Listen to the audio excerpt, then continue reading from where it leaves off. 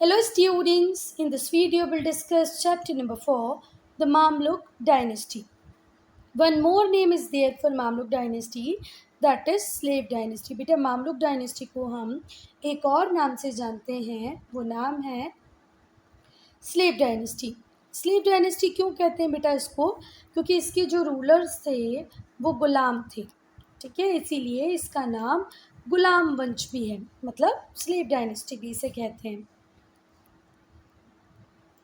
बेटा जैसे ही Turkish rulers ने इंडिया के नदर्न पार्ट को जीतना चालू किया, ठीक है, जैसे ही टर्किश कॉन्क्विस्ट हुई नॉर्थ इंडिया में, तो यहाँ पर हमें कंसिडरेबल चेंजेस देखने को मिले। वो जो पर्टिकुलर रीज़न था जहाँ पे टर्किश रूलर्स एरिया को जीतते जा रहे थे, इंडिया के नॉर्थ वाले एरिया को, तो वहाँ पर हमने देखे बहुत सारे चेंजेस आ रहे हैं। जो राजपूत किंगडम थी वो धीरे धीरे करके कोलैप्स हो गई और किसका रूल स्टार्ट हो गया? सुल्तान्स का। टर्किश कॉन्क्वेस्ट जैसे ही हुई नॉर्थ इंडिया पे, हमने देखा कि नॉर्थ इंडिया में बहुत सारे चेंजेस आ रहे हैं। उन चेंजेस में पहला ये चेंज था कि बेटा राजपूत किंगडम कोलैप्स करने लग गई और रीन स्टार्ट हुई किसकी? सुल्तान का। किसका राज चालू हुआ? सुल्तान्स का। बहुत लंबे टाइम तक, लगभग 300 साल, for a very long period of time, approximately 300 years, यहाँ पर रूल किसने किया बेटा? सुल्तान्स ने, दिल्ली सल्तनत ने। 1206 से इनका रूल स्टार्ट होगा और ये रूल ख़त्म होगा 1526 में। क्लियर है? तो देखो 12, 15, 300 का डिफरेंस दिख रहा है ना। तो 300 ईयर्स से भी ज़्यादा रूल किया हमारी दिल्ली सल्तनत ने, सुल्तान्स ने। कब? In the medieval Indian history, India की मिडेवल हिस्ट्री में 300 ईयर्स से भी ज़्यादा रूल किया दिल्ली सल्तनत ने। क्लियर है इतनी चीज़ें? चलें आगे। दिल्ली यहाँ पर सेंटर बनी पावर का और 5 डायनेस्टीज ने रूल किया दिल्ली से, ठीक है। Delhi became the seat of power under sultans. जब दिल्ली सल्तनत का पीरियड चल रहा था, जब सुल्तान रूल कर रहे थे, तो यहाँ पर 5 डायनेस्टीज ने रूल किया। क्लियर है? और इस पीरियड को हम दिल्ली सल्तनत का पीरियड कहते हैं in medieval Indian history. There were many sultan selling from different dynasties. यहाँ पर हमें अलग सुल्तान्स को पढ़ेंगे बेटा, जो अलग अलग डायनेस्टी से बिलोंग करते थे, जिन्होंने सिग्निफिकेंटली बहुत इम्पॉर्टेंट मतलब कंट्रीब्यूशन दिया इस पीरियड को। अगर हम इंडिया की मिडेवल हिस्ट्री को पढ़ें तो यहाँ पर हम इम्पॉर्टेंट कंट्रीब्यूशन देखते हैं दिल्ली सुल्तान्स का, दिल्ली सल्तनत का। समझ में आया? यहाँ पर बहुत सारे सुल्तान्स हुए, डिफरेंट डायनेस्टी को जो बिलोंग करते थे, डिफरेंट डायनेस्टीज़ को जो बिलोंग करते थे, जिन्होंने बहुत सिग्निफिकेंट कंट्रीब्यूशन दिया इंडियन हिस्ट्री में इस पर्टिकुलर पीरियड में। अब हम पढ़ेंगे डायनेस्टीज़। भैया दिल्ली सल्तनत की डायनेस्टीज़ को हम पढ़ेंगे। तो टोटल कितनी डायनेस्टीज़ थी बेटा? 5 डायनेस्टीज़ थी, ठीक है। Depending upon the duration of the dynasty, कितने साल कौन सी डायनेस्टी रही, हम दिल्ली सल्तनत को स्पेसिफिक पीरियड्स में डिवाइड करते हैं। स्लेव और मामलुक डायनेस्टी जो 1206 से स्टार्ट होकर 1290 तक चलेगी। खिलजी डायनेस्टी 1290 में स्टार्ट होगी, 1320 तक चलेगी। तुगलक डायनेस्टी 1320 से 1440 तक चलेगी, 1414 तक। सैयद डायनेस्टी का रूल रहेगा 1414 टू 1451। लोधी डायनेस्टी चलेगी 1451 टू 1526। ये आपको याद होना चाहिए। स्लेव डायनेस्टी रही 1206 से 1290 तक। खिलजी रही 1290 से 1320, 1320। तुगलक रही 1320 टू 1414।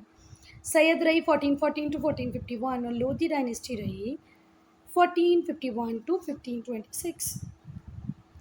अब हम स्टार्ट करेंगे मामलुक डायनेस्टी को। तो बेटा मोहम्मद गौरी ने इंडियन टेरिटरीज़ को अपने कंट्रोल में किया, कैप्चर किया और वापस सेंट्रल एशिया चले गए और अपने स्लेव्स को गवर्नर बना के जो जीता हुआ एरिया था उसकी रिस्पॉन्सिबिलिटी छोड़कर वो अपने एरिया में वापस चले गए। तो जो मोहम्मद गौरी थे, उन्होंने इंडिया की जितनी भी टेरिटरीज़ को जीता था उनको अपने स्लेव्स के भरोसे छोड़कर वो वापस सेंट्रल एशिया चले जाते हैं, ठीक है। कुतुबुद्दीन ऐबक को वो सारी टेरिटरीज़ दे दी जाती हैं जो दिल्ली के आसपास थी कि भैया आप दिल्ली के आसपास का एरिया संभालो। बख्तियार खिलजी को दे दिया जाता है बंगाल, याल्दोस को दे दिया जाता है अथॉरिटी ओवर गजनी, याल्दोस को क्या मिलता है? गजनी मिलता है। ख्वाबच को क्या मिलता है? उच। फिर से ध्यान से सुनो, कुतुबुद्दीन ऐबक को क्या मिला था? दिल्ली के आसपास की टेरिटरी। बख्तियार खिलजी को क्या मिला था? बंगाल। याल्दोस को क्या मिला था? गजनी। और ख्वाचा को क्या मिला था? उच। बेटा गौरी की डेथ हो जाती है 1206 CE में। कुतुबुद्दीन ऐबक फाउंडेशन रखते हैं फिर स्लेव डायनेस्टी का, जिसे ही हम मामलुक डायनेस्टी भी कहते हैं। गौरी की डेथ के बाद जो ऐबक थे वो सोल कंट्रोल एस्टेब्लिश कर लेते हैं उन सारी टेरिटरीज़ पे जिनको जीता था किसने? मोहम्मद गौरी ने। और जो मामलुक डायनेस्टी थी या जो स्लेव डायनेस्टी थी, टोटल 84 ईयर्स रूल करती है इंडिया पर। फिर से ध्यान से सुनो, मोहम्मद गौरी ने इंडिया के ऊपर अटैक किए, बहुत सारी टेरिटरीज़ को जीता। जीतने के बाद यहाँ पर अपने डेप्यूटीज़, अपने स्लेव्स को गवर्नर्स के फॉर्म में बिठा कर वो वापस चले गए। दिल्ली मिला कुतुबुद्दीन ऐबक को, बख्तियार खिलजी को मिला बंगाल, याल्दोस को मिला गजनी और ख्वाचा को मिला उच। ठीक है। गौरी की डेथ के बाद कुतुबुद्दीन ऐबक ने फाउंडेशन रखा स्लेव डायनेस्टी का, जिसे हम मामलुक डायनेस्टी भी कहते हैं। गौरी की डेथ के बाद ऐबक ने सोल कंट्रोल एस्टेब्लिश किया सारी कनकर्ड टेरिटरीज पे। जो रूल था इस डायनेस्टी का, स्लेव डायनेस्टी का, 84 ईयर चलता है। अब अगर हम कुतुबुद्दीन ऐबक को पढ़ें तो इनकी रीन कब से स्टार्ट होती है? बेटा 1206 में स्टार्ट होती है और 1210 में ख़त्म ही हो जाती है। सिर्फ 4 ईयर्स ही रूल कर पाते हैं हमारे कुतुबुद्दीन ऐबक। 1206 में रूल करना स्टार्ट करते हैं, 1210 में इनका रूल ख़त्म हो जाता है। ये बहुत ही जेनरस थे, इनको इनकी जेन्योरिसिटी के लिए याद किया जाता है। बहुत ही बेनोवलेंट थे। बेनोवलेंट का मतलब होता है काइंड। तो he was very generous, very benevolent, very kind ruler. और अपने सब्जेक्ट को, अपनी प्रजा को, इवन हिंदूज़ को भी बहुत बढ़िया तरीके से ट्रीट करते थे। मतलब ये ऐसे पार्शल नहीं थे कि भाई हिंदूज़ को ऐसे ट्रीट करना है, मुस्लिम्स को वैसे ट्रीट करना है। हिंदू मुस्लिम दोनों को ही एक अच्छा ट्रीटमेंट देते थे। कौन? हमारे कुतुबुद्दीन ऐबक। बहुत जनरस थे, बहुत बेनेवलेंट थे। इनकी जेन्योरिसिटी की स्टोरीज़ बहुत ज़्यादा फेमस हैं। इन्हें लक बख्श भी कहा जाता है क्योंकि इन्होंने लाखों रुपए डोनेट किया। फर्स्ट पॉइंट पढ़ेंगे अब हम। ही कंकर्ड वास्ट टेरिटरीज। इन्होंने बहुत बड़े एरिया को जीता बेटा, पर क्योंकि इनका टाइम बहुत कम टाइम चला, मतलब देखो 4 साल ही ये रूल कर पाए, तो ये बहुत ज़्यादा टाइम नहीं दे पाए अपने एरिया को जो उन्होंने जीता, कि भाई वहाँ पर प्रॉपर एडमिनिस्ट्रेटिव स्ट्रक्चर बिठा पाते, टैक्सेशन पॉलिसी बना पाते, रेवेन्यू कलेक्शन सिस्टम को सुधार पाते। इससे इनको टाइम नहीं मिला because he has ruled only for 4 years. This was a problem that he immediate successor had to tackle. और ये सारी प्रॉब्लम्स किसको अब टैकल करनी पड़ेगी बेटा? इनके इमीडिएट सक्सेसर को। कुतुबुद्दीन ऐबक को टाइम ही नहीं मिला, वो टेरिटरी तो जीती पर उसको कंसोलिडेट नहीं कर पाए। क़्वातुल इस्लाम मॉस्क जो दिल्ली में है, 2.5 दिन का झोपड़ा मॉस्क जो अजमेर में है, वो कुतुबुद्दीन ऐबक के रेन में ही बना। अगर आपसे पूछा जाए 2 ऐसे मॉस्क के नाम बताओ जो कुतुबुद्दीन ऐबक के रेन में बने हो, तो क्या क्या बताओगे? 2.5 दिन का झोपड़ा जो कहाँ बना बेटा? अजमेर में। और क़्वातुल इस्लाम मस्जिद कहाँ बनी? दिल्ली में।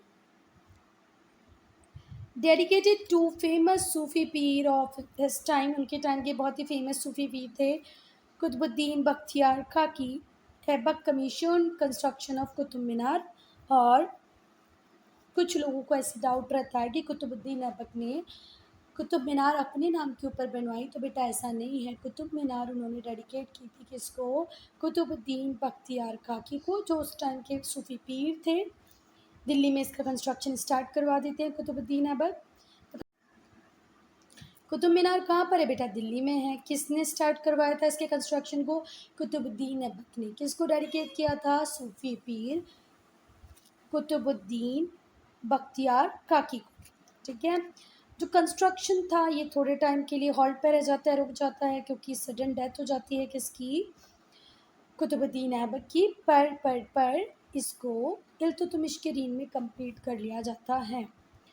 Qutubuddin Aibak untimely death. ये जो अनटाइमली डेथ हुई कुतुबुद्दीन ऐबक की, किसकी वजह से हुई थी बेटा? एक्सीडेंट की वजह से हुई थी। ऐबक जो चौगान खेलना मतलब पोलो खेलना पसंद करता था। चौगान किसको बोलते हैं? पोलो खेलने को बोलते हैं। पोलो देखा होगा ना आपने टीवी पे, नहीं देखा है पोलो तो आप एक वीडियो मतलब कोई भी यूट्यूब में वीडियो देख लो, पोलो क्या होता है आप समझ जाओगे। तो जब ये पोलो खेल रहे थे तो अपने हॉर्स से गिर जाते हैं और इन्हें सीरियस इंजरीज आती हैं और इसकी वजह से हो जाती है इनकी डेथ।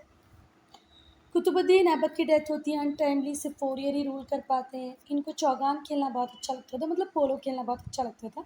एक बार जब ये पोलो खेल रहे थे तो घोड़े से नीचे गिर जाते हैं, बहुत ज़्यादा इंजरी होती है और उसी इंजरी से इनकी हो जाती है डेथ। अब हम पढ़ेंगे इल्तुतमिश को। तो इल्तुतमिश की रीन कब स्टार्ट होती है? 1210 में। कब ख़त्म होती है? 1236 ई में।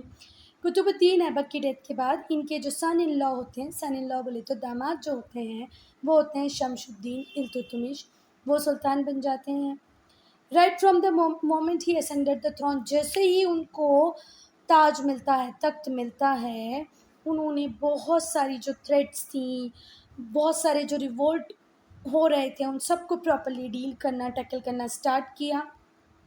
From the rival contender to the throne. बेटा देखो ऐसे होता था, थ्रोन है, थ्रोन के ऊपर हक जमाने वाले बहुत सारे लोग होते हैं, थ्रोन मेरा होगा, थ्रोन मेरा होगा, थ्रोन मेरा होगा। तो राइट फ्रॉम द मोमेंट जैसे ही इनको थ्रोन मिला, इन्होंने बहुत सारी प्रॉब्लम्स को टैकल किया, बहुत सारी थ्रेट्स को टैकल किया जो किससे मिल रही थी इन्हें, इनके राइवल कंटेंडर्स से। ठीक है, he was able to handle them, उन सबको इन्होंने प्रॉपरली हैंडल किया और अपनी पोजीशन को कंसोलिडेट किया और ज़्यादा स्ट्रेंथन किया और ज़्यादा स्ट्रॉन्ग बनाया। इस रीज़न की वजह से हिस्टोरियन इन्हें रियल फाउंडर कहते हैं दिल्ली सल्तनत का। तो अगर आपको क्वेश्चन आएगा who is known as the real founder of Delhi Sultanate, तो आप क्या लिखेंगे? इल्तुतमिश। ठीक, कोई बात। इनके अचीवमेंट्स को पढ़ते हैं हम। इन्होंने, इल्तुतमिश ने किस किस को जीता बेटा? उज्जैन जीता, रणथंबोर जीता, ग्वालियर जीता, मालवा जीता और नॉर्थ इंडिया पर भी अपने कंट्रोल को एस्टेब्लिश किया। बेटा इल्तुतमिश स्टेटमैनशिप, इल्तुतमिश एक बहुत ही बढ़िया स्टेट्समैन थे, बहुत ही चतुर थे और इनकी चतुराई की वजह से इन्होंने इंडिया को सेव किया मंगोल्स के अटैक से। मंगोल्स को उस टाइम लीड कर रहे थे गेंगिस खान और हम इन्हें बोलते हैं चंगेज़ खान। वो इंडिया के बॉर्डर तक पहुंच गया था, किसकी सर्च में? Shah of Persia. पर्शिया बोले तो आज का ईरान, ईरान के शाह की तलाश में चंगेज़ खान और गेंगिस खान इंडिया की बॉर्डर तक पहुंच गया था। जब शाह ऑफ पर्शिया इल्तुतमिश के पास आए कि भाई मुझे शरण दे दो, और इल्तुतमिश को पता चला कि भाई इसका दुश्मन तो कौन है, सीधे चंगेज़ खान, तो ये तो अगर हमारे इंडिया में आ गया तो हम तो बिल्कुल ख़त्म, समझो हमारे लोग तो ख़त्म। तो इल्तुतमिश ने समझदारी दिखाई और पनाह, शरण नहीं दी किसको? शाह ऑफ पर्शिया को। इल्तुतमिश ने रिफ्यूज़ किया कि वो शेल्टर, पनाह, शरण नहीं देंगे, आश्रय नहीं देंगे शाह ऑफ पर्शिया को। Hand succeeded in evading the Mongol attack, और इसी वजह से मंगोल्स ने हमें इन्वेड नहीं किया। ये किसकी स्टेट्समैनशिप थी, किसकी समझदारी थी? इल्तुतमिश की। अगर वो शाह ऑफ पर्शिया को शरण दे देते तो मंगोल्स हमें लूटते। So he has succeeded in evading Mongols attack. बेटा एक काम इल्तुतमिश ने और किया, वो ये था कि इन्होंने किसी तरीके से अपनी सोवरेनिटी को इंडिया के ऊपर रिकॉग्नाइज़ करवा लिया। किससे? कैलिफ ऑफ बगदाद से, जिसे हिंदी में हम खलीफा कहते हैं। जो खलीफा होते हैं वो मुस्लिम वर्ल्ड को रूल करते हैं, उनके लिए रूल्स रेगुलेशन बनाते हैं, तो इनसे रिकॉग्निशन मिलना एक बहुत बड़ी बात थी जो वो हमारे इल्तुतमिश कर पाते हैं। इस काम को कुतुबुद्दीन ऐबक ने नहीं किया था, इल्तुतमिश ने मैनेज किया कि उन्हें रिकॉग्निशन मिल जाए, उनकी सोवरेनिटी जो इंडिया के ऊपर है उसे रिकॉग्निशन मिल जाए, और खलीफ ऑफ बगदाद से उन्हें रिकॉग्निशन मिल भी गया। बेटा जो खलीफ होते हैं, जो खलीफा होता है वो पूरे मुस्लिम वर्ल्ड के लिए रूल्स रेगुलेशन बनाता है, एक इम्पॉर्टेंट पोजीशन है, तो इस पोजीशन ने भी इल्तुतमिश को रिकॉग्निशन दिया। ये बहुत ही एक कुशल प्रशासक बने इल्तुतमिश। इन्होंने पूरे एम्पायर को इक्ताज़ में डिवाइड किया जिससे कि इफेक्टिव एडमिनिस्ट्रेशन हो सके। जितनी छोटी छोटी यूनिट्स होंगी उतना प्रॉपर एडमिनिस्ट्रेशन होगा। ईच इक्ता वॉज प्लेस्ड अंडर इक्तादार, और हर इक्ता को किसके अंदर में रखा? इक्तदार के अंदर में रखा, जो वहाँ से रेवेन्यू कलेक्ट करेगा, लॉ एंड ऑर्डर को मेंटेन करेगा। ठीक है, एक इक्ता किसको दे दिया, इक़्तिदार को दे दिया। उससे कहा कि तुम यहाँ से रेवेन्यू कलेक्ट करो, मतलब टैक्स लो, और फिर इस एरिया के ऊपर काम करो, अपनी सैलरी भी उससे निकाल लो, और लॉ एंड ऑर्डर को वहाँ पर मेंटेन रखो। इल्तुतमिश ने इंट्रोड्यूस किए थे सिल्वर और कॉपर कॉइन्स, जिन्हें हम टंका या जितल कहते हैं, जितल। ठीक है, तो ध्यान से सुनो। इल्तुतमिश ने सिल्वर और कॉपर कॉइन इंट्रोड्यूस किए, जिन्हें हम टंका और जीतल कहते हैं। सिल्वर को क्या कहते हैं, टंका, और कॉपर को क्या कहते हैं, जीतल। फिर से ध्यान रखना, सिल्वर का जो कॉइन था उसका नाम था टंका, और जो कॉपर का जो कॉइन था उसका नाम था jital. He organised a team of 40 loyal nobles called Chahalgani. इन्होंने ही चहलगानी बनाई। चहलगानी में कौन थे, 40 नॉबल्स हुआ करते थे जो किंग को असिस्ट करते थे। ठीक है, पर बाद में जाके यही चहलगानी निगेटिवली काम करने लग जाएगा, वो हम आगे पार्ट में देखेंगे। ठीक है, तो he organised a team of 40 royal nobles called Chahalgani. Iltutmish also completed the construction of Qutub Minar. Qutub Minar को किसने कंस्ट्रक्ट करवाया, Iltutmish. I'll make separate video for checkpoint.